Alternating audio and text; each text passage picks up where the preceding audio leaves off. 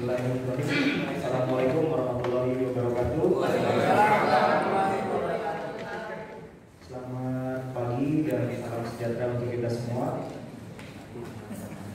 Yang terhormat anggota Komisi E DPRD DKI Jakarta Pak Hadi Akbar telah bergabung bersama kita di sini.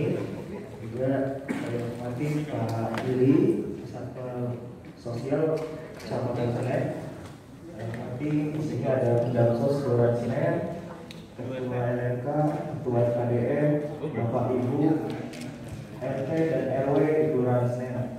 Puji syukur kehadirat Allah Subhanahu wa taala kita bisa berkumpul bersilaturahmi hari ini dalam rangka pelaksanaan muskel penetapan calon penerima kebutuhan dasar tahun 2023. Jadi memang ini merupakan instruksi Gubernur nomor 44 tahun 2022 tentang penetapan calon. Jadi kriterianya ada KPDJ, KLJ, KAJ, KPARJ, dan juga KLJ. Yang itu data-datanya sudah diserahkan semuanya kepada Bapak Ibu RT dan juga RW. Nanti kita akan bahas terkait dengan penerima yang memang skala prioritas. Jadi ini adalah skala prioritas. Jadi memang sudah ditentukan berdasarkan aturan yang dibuat dan juga ada aturan dari Dinas Sosial terkait dengan jumlah kuota yang ada di lingkup RW dan juga RT. Assalamualaikum warahmatullahi wabarakatuh. Pak Haji Hadi Akbar, Pak Dewan yang saya hormati, Pak Sekel, para RW, LMK, dan semua hadirin yang hadir di tempat ini. Saya sedikit menyampaikan mungkin ini bahasanya lebih berbahasa saya silaturahmi dengan Bapak dan Ibu sekalian. Seperti itu kurang lebihnya, karena pada pelaksanaan muskel ini kita sudah sama-sama mengetahui karena sudah berjalan berkali-kali. Jadi kita sudah sama-sama paham. Mungkin ada satu dua yang belum paham, nanti bisa ditanyakan dengan tim saya. Kemudian terkait dengan muskel ini seperti biasa kita laksanakan 1 tahun 4 kali. Nah ini di muskel terakhir tahun 2022 ini. Mudah-mudahan muskel ini membawa berkah untuk warga kita, membawa berkah untuk kita sekalian, dan amal baik dari para bapak dan ibu sekalian mendapatkan ridho dan dari Allah Subhanahu wa taala. Perlu sedikit saya sampaikan bahwa untuk yang akan datang ini, kartu lansia Jakarta yang semula nilainya 600.000, untuk yang akan datang nilainya 300.000. Jadi mungkin nanti tujuannya dari pemerintah ini supaya lebih banyak lagi yang menerima, ada pemerataan, karena di KRJ ini terus terang aja kita lebih banyak komplainnya. Kata lansia yang sebelahnya, itu kan hak saya 600.000. Kata nenek-nenek yang di ujung gangnya, jangan 600 dong, saya juga pengen, dari dulu belum dapat. Ya kurang lebihnya seperti itu. Maka Pemda dalam hal ini memberikan sedikit kelonggaran dalam arti untuk lebih pemerataan. Ya, begitu tentang KRJ. Lalu kemudian tentang ini yang suka sering ada bertanya pada muskel-muskel, boleh nggak Pak, tetangga saya nih aki A, nenek B dapatnya 2, dari Kemensos dia dapat bantuan, dari Pemprov dia dapat bantuan. Nah di sini sesuai Pergub 44 tahun 2002 diperbolehkan. Ya namun ujung-ujungnya semua berbalik ke kita sebagai pengurus, baik itu pengurus RT, pengurus RW maupun terakhirnya di sini di Bu Lurah. Jadi dari sistem diperbolehkan, misalkan dari Pemprovnya anaknya udah dapat KRJ, ibunya pegang lagi kartu PPNT, kurang lebih seperti itu. Jadi menurut sistem diperbolehkan. Ya. Itu sedikit informasi yang biasa setiap ada muskil ditanyakan oleh para peserta yang hadir.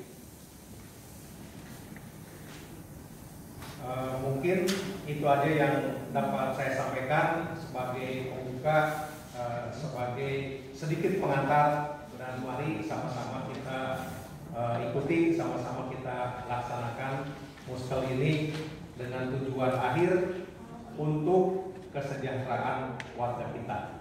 Nah demikian, tentu banyak kekurangan, saya mohon maaf yang sebesar-besarnya. Billahi taufiq wal hidayah. Wassalamualaikum warahmatullahi wabarakatuh. Waalaikumsalam.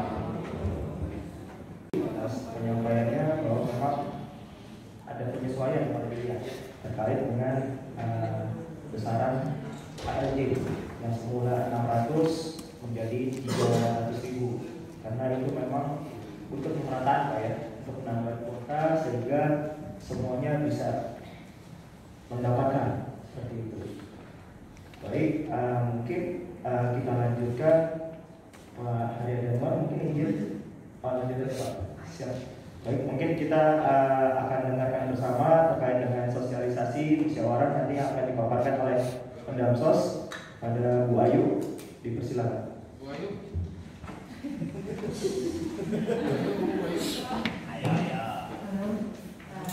Saudara sekalian, yang saya hormati Bapak M. Haryadi Anwar selaku Ketua DPRD DKI Jakarta. Yang saya hormati Bapak Fikri, Sektor Kelurahan Senen. Yang saya hormati Bapak Ali selaku Kasatpol Sosial, dan yang saya hormati Bapak Santoso selaku Kasih Desa Kelurahan Senen. Saya mulai untuk paparannya Bapak Ibu. Pada tanggal 29 Desember 2022 ini kita akan melaksanakan sosialisasi musyawarah kelurahan data calon penerima bansos dalam rangka perlindungan sosial tahun 2023, atau yang lebih sering kita dengar adalah memilih atau memusyawarahkan dalam bentuk penerima calon PKD untuk anggaran tahun 2023. Di mana dasar hukum kegiatan muskil kali ini adalah Peraturan Gubernur Nomor 44 Tahun 2022 tentang pemberian bantuan sosial dalam rangka perlindungan sosial.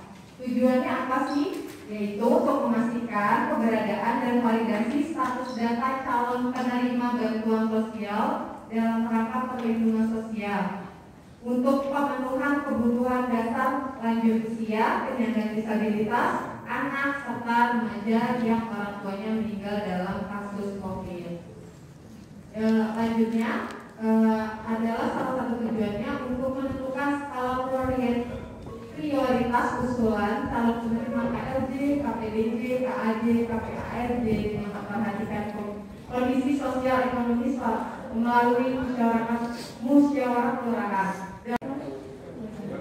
Ya, Bapak, jadi kita nanti musyawarahkan bagaimana dua data ini bisa dipenuhi gitu. Nanti kita sama-sama musyawarahkan untuk itu ya Bapak Ibu.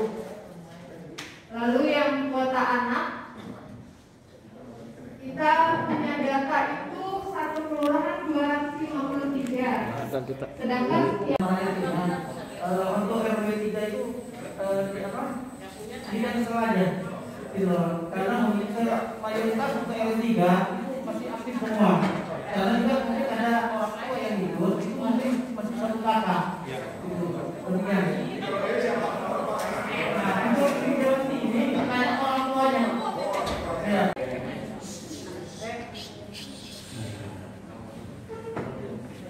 Assalamualaikum warahmatullahi wabarakatuh.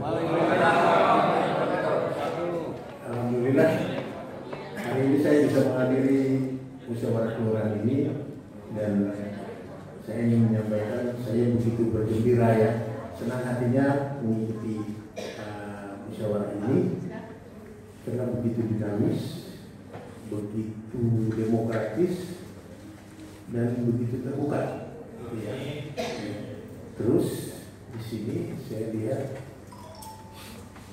ada di samping ketubuhan tadi, saya jadi ingat ini, kita selalu ingin atau selalu kita nuntutnya yang di atas kita tuh berlaku adil. Nah di sini saya lihat ini ada proses di mana keadilan berjalan. Gitu. Dari ibu-ibu, bapak-bapak tadi di sini membicarakan tentang walaupun cuma ada dua orang yang dipindahkan, tapi melalui musyawarah ya, terus juga ada beberapa hal-hal yang boleh, coba sekarang minta diperhatikan lagi oleh suami istri yang dapat. Ada yang bilang salah satu aja, tapi bapak juga mengatakan coba dilihat lagi kembali keadaan ekonomi yang benar, walaupun suami istri itu dapat, tapi kalau ekonomi benar-benar di bawah, ya juga itu diperhatikan. Jadi benar-benar kita saya tuh mengharapkan peran dari ibu dan bapak RW, ibu bapak RW dan RT benar-benar melihat keadaan yang sesungguhnya, gitu. Dan jadi bisa mengambil keputusan yang seadil-adilnya.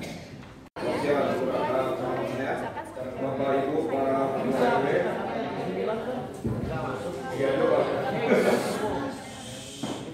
para ketua RW, ketua RT, dan para pendamping sosial ya.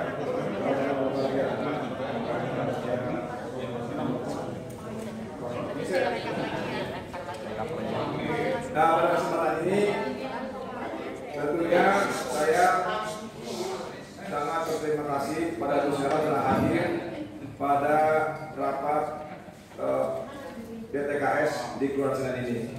Yang pertama tentunya ucapan juga terima kasih kepada Haryadi Anwar yang telah bisa bersedia datang ke tempat kita ini dalam rangka rapat pada pagi hari ini.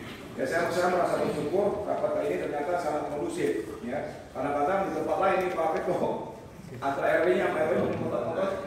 Ini mohon maaf saya jujur aja gitu ya. Tapi di sini nggak ada kan seperti ya. Ya alhamdulillah, saya merasa bersyukur katanya. Makanya ada Pak Anwar adalah makhluk juga. Hah? Damai. Nah, nanti saya sampaikan oleh teman kita Pendamsos dari Kelurahan Senen, ternyata emang kalau bukan berhak, termasuk mohon maaf ya, saya katakan pada Pak RW, Pak RT, di antara disampaikan oleh Pendamsos, jadi ada seperti RT di RW 04 ada 247 ya, 247, dan di RW 5 ada 170 dan kalau salah ya, benar? Kurang lebih. Coba buka. Ya, 253 di RW 4 dan di RW 5 ada 126. Nah, apa yang disampaikan kenapa saya sangat setuju. Maksud saya begini, setiap tahun kondisi orang itu kadang-kadang di atas, kadang-kadang di bawah. Betul kan? Hari ini mungkin dia kayaknya tahun depan, maaf ya. Mohon sekarang jadi peraturan dari pangan ya kan? Banyak banyak yang digeser masuk dengan ada keputusan gubernur. Bahwasanya Pak Haryadi sekarang ada keputusan bahwasanya TPS itu KJLP dipatuhi Pak Gubernur Pak 50. Jadi banyak teman-teman kita, warga kita yang mohon maaf, walaupun kinerjanya sangat baik, tapi karena keputusan gubernur kita juga nggak berani Pak. Ya, jadi mau nggak mau ya harus istirahat. Nah, dengan kondisi seperti itu akhirnya ekonomi menurun dengan kondisi itu. Makanya pada kesempatan ini Bapak Ibu sekalian, saya berharap yang tahu kondisi, situasi, lingkungan warga adalah Pak RT dan RW. Saya Pak Haryadi tidak tahu sama sekali.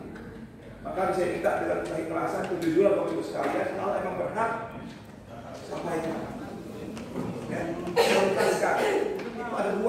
cari yang paling yang paling istilah kasarnya mau kurang lebih jauh dari standar lah kehidupannya. Misalnya anaknya banyak, umurnya sudah tua, itu tidak sulit gitu ya. Nggak bisa ngapa-ngapain, nggak kesakitan, itu diproseskan anggota bantuan sosial. Nah yang tahu seperti itu bukan Pak Sektor, bukan Pak Diri, ya, tapi juga Bapak Ibu Pak sekalian. Itu yang saya lakukan. Jadi skala prioritas itu diutamakan.